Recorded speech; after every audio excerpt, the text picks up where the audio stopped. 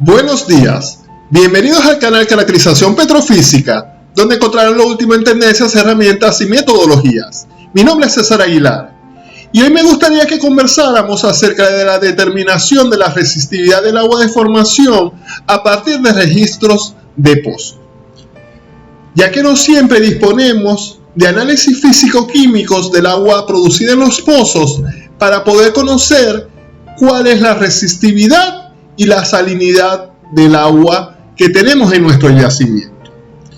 Y adicionalmente, cuando disponemos de dichos análisis, en muchas ocasiones no son válidos o no hay suficientes cantidad de muestras para conocer la representatividad estadística de los valores que estamos obteniendo. No tenemos muchas muestras generalmente porque no es sencillo que se cumplan las condiciones para que un análisis físico-químico sea válido para la determinación de la resistividad del agua, porque en muchas ocasiones cuando se captura un valor de análisis físico-químico es porque el pozo tiene algún problema mecánico, o en muchas ocasiones también sucede que tenemos cercano un evento donde se pongan en contacto fluidos de control del pozo, ya sea perforación o workover, con los fluidos que tenemos en el yacimiento, originando una distorsión ahí en la zona lavada, en la vecindad del pozo, que altera el valor de la resistividad del agua que estemos midiendo en el laboratorio. Entonces, por eso es que necesitamos utilizar registros de pozo para poder determinar la resistividad del agua. Y principalmente hay tres métodos: el método del SP, el método de la relación entre la resistividad de la zona lavada y la resistividad de la zona profunda, y la técnica de Piquet Plot. Si te interesa el tema, acompáñanos en el resto del video, donde veremos, además, con el uso de software, cómo podemos determinar este parámetro crítico para la evaluación petrofísica. Para poder determinar la resistividad del agua a partir del registro de pozo, se deben cumplir una serie de condiciones para que nuestros análisis sean válidos. En primer lugar, la zona de interés que estemos analizando debe estar por debajo del contacto agua-petróleo original. La zona tiene que estar 100% saturada de agua. Debe ser una zona limpia, con bajo volumen de arcilla, para que las mediciones eléctricas que vamos a analizar sean válidas. Debe ser un estrato que sea poroso y que sea permeable. Empezaremos a describir el primero de los métodos, el método del SP, ya que esta curva, que es muy importante para la determinación de la resistividad del agua, por ser un registro que está muy asociado a pozos antiguos, en muchas ocasiones jóvenes profesionales y junior petrofísicos no están familiarizados del todo con sus ventajas y limitaciones, al igual que sus principios. Empezaremos describiendo los principios, ya que la curva del SP la podemos considerar como una grabación continua de la diferencia del potencial eléctrico entre lo que viene siendo el electrodo móvil, que va a estar en el pozo, y un electrodo en superficie. El contacto de dos fluidos de concentraciones que sean de salinidad diferente, el lodo, el filtrado del lodo y nuestra resistividad del agua de formación, produce un intercambio iónico en lo que viene siendo la búsqueda del equilibrio, el cual genera esa curva de potencial espontáneo, que su amplitud va a ser proporcional a la intensidad de dicho intercambio. Y para que ese intercambio iónico se lleve a cabo, se necesita que el lodo sea conductivo. No vamos a tener una curva de SP cuando el pozo sea perforado con un lodo base aceite. Que el filtrado del lodo penetre dentro de la formación.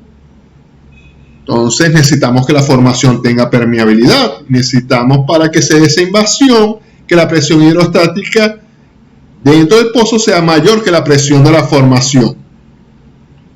y tienen que tener salinidades diferentes, porque si tienen la misma salinidad no hay intercambio, el SP no se desarrollaría. Entonces aquí tenemos un set de registro amplio en este yacimiento siliciclástico, donde tenemos la curva gamma ray en color negro, la curva de potencial espontáneo original, que al final puede tener variaciones, incluso en muchas ocasiones lo que se conoce como drift del SP, ya que al tener un sensor en superficie, muchas ocasiones se puede cambiar lo que viene siendo la diferencia de potencial. Generalmente eso queda marcado, pero también tenemos cambio de producto, por ejemplo, de que cambie la salinidad del agua de formación. Pasemos de una zona que tiene agua fresca a una que tiene agua salada, por una discordancia, por diferentes edades, diferentes formaciones.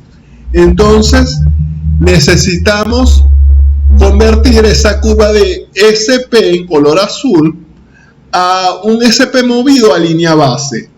Básicamente, de diferentes software, tenemos que indicar cuál es la línea base que vamos a utilizar, y en color rojo ya está la curva movida a una línea base de 0, para también corregir por deriva, ya que en muchas ocasiones con profundidad el SP va como aumentando o disminuyendo, tiene alguna pendiente, y eso lo corregimos con la curva de SSP.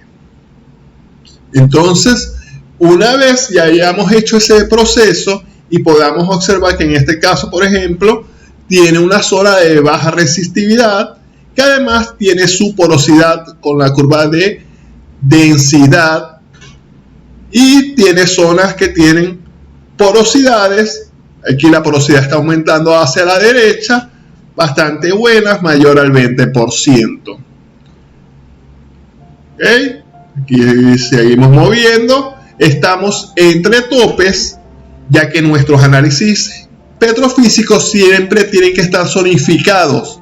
Nosotros no podemos hacer petrofísica sin el acompañamiento, sin un framework que nos den nuestros compañeros de geología.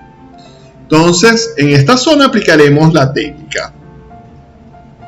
Para eso, necesitamos, como va a ser un producto de intercambio, necesitamos conocer cuál es la resistividad del filtrado del lodo y a la temperatura en la que fue medido. La línea base fue seteada a 0 milivoltios y la temperatura que tenemos en fondo, y a la cual va a ser reflejado el valor de RW, en este caso es 220 grados Fahrenheit. Entonces, seleccionando la curva de SP adecuada, voy a edit ya SSP, con la curva de temperatura vamos a poder determinar la resistividad del agua a partir del SP. Corremos el módulo y ahora tenemos la curva de resistividad del agua por el SP. Aquí veremos en la esquina inferior derecha los valores. Solamente en las zonas de la arena ese valor será representativo. En este caso, alrededor de 0.16 o un metro a la temperatura de fondo, que es aproximadamente 220 grados Fahrenheit. Igualmente en esta zona sería válido 0.15, podríamos decir que está variando entre 0.15 y 0.18 un metro a 220 grados Fahrenheit. Veamos ahora el segundo método, el método de las relaciones de resistividad. ¿Qué sucede?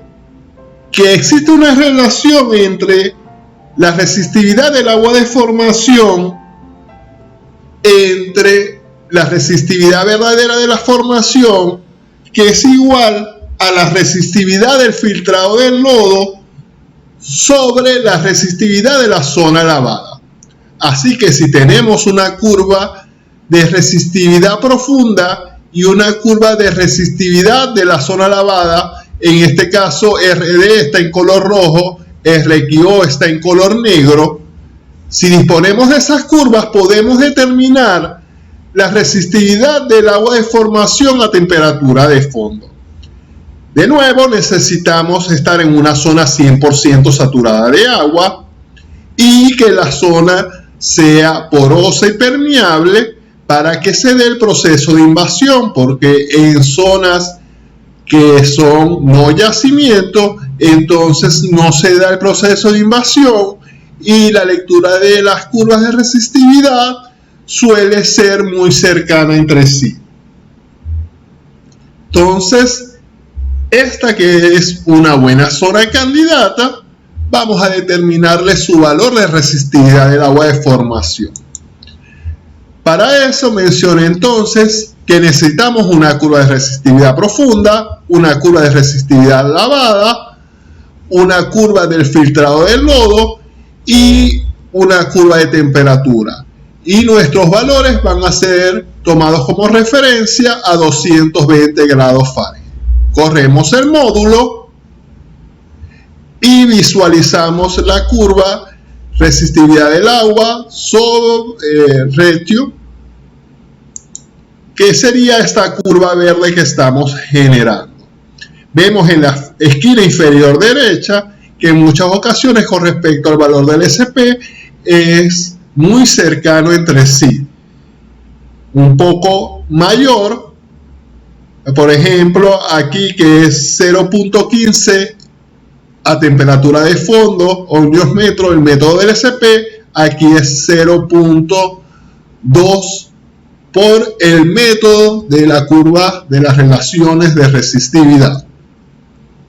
Método sencillo de aplicar siempre y cuando dispongamos de las curvas adecuadas y las condiciones necesarias.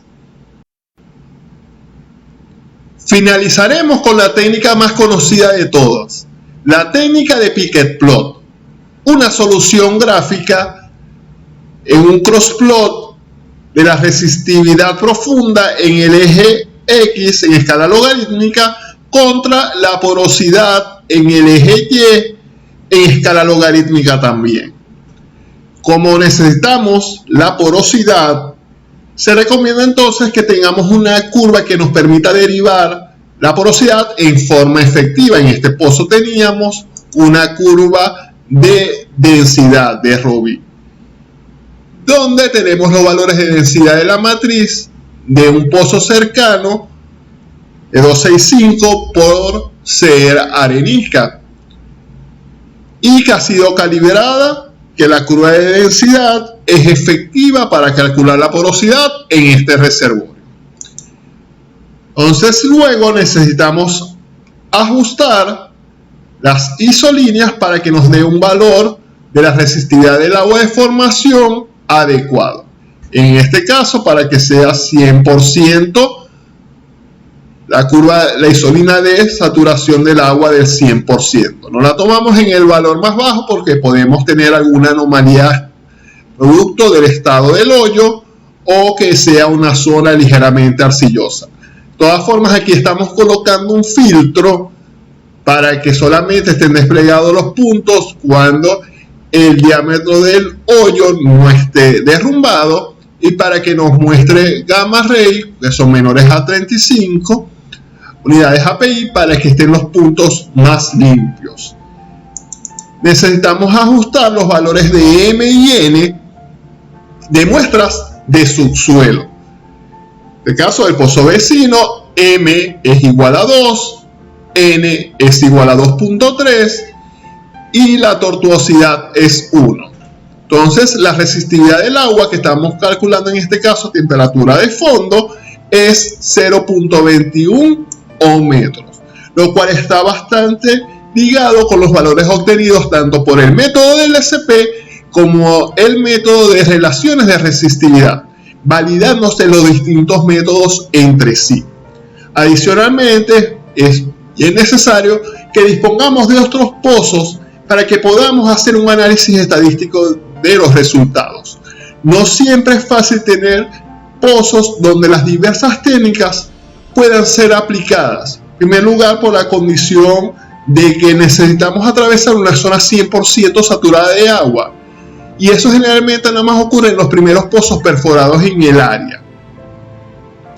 Porque después de que vemos una zona que es 100% agua, no la seguimos perforando.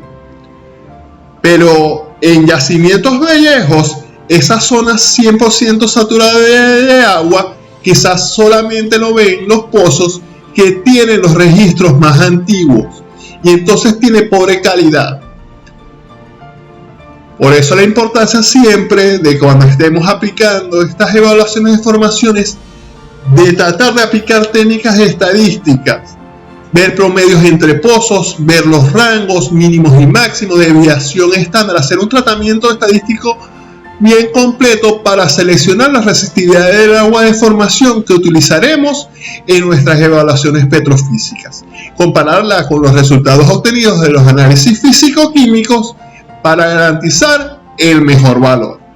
Espero que hayan disfrutado este video. Por favor, si te gustó el video, compártelo, suscríbete al canal para que esta comunidad siga creciendo y más personas puedan acceder al contenido que preparamos para ustedes, para su autoformación. Muchas gracias.